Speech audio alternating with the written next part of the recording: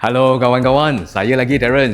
Hari ini Terence ada yang warna blue color punya XC40. Okay, XC40 ini sebenarnya dia ada 3 jenis. Okay, you see ya, yang sekarang Terence nak drive punya atau Terence lalu yang drive punya adalah 2.0 turbo punya full petrol. Okay, dia tak ada hybrid punya. Sebab dekat luar you boleh nampak sampai dekat online advertisement dia ada satu model lagi, itu dia ada hybrid punya version. Biasa you boleh nampak dia ada tulis 1.5.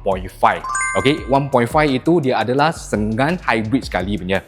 Okay, satu version lagi, dia punya exterior semua sama, tapi dia punya grill yang ini kan, dia tutup semua punya. Yang itu you boleh nampak dia tulis P8, yang itu dia full EV. So total dia ada 3 jenis lah. So kawan-kawan yang selalu Terence yang drive punya, ini yang 2.0 turbo punya. Dalam you punya Grand, you akan nampak dia 2.0. So untuk yang this unit, dia 2021 punya. So untuk Volvo biasa dia kasih 5 tahun punya warranty lah. So sampai 2026. Okay,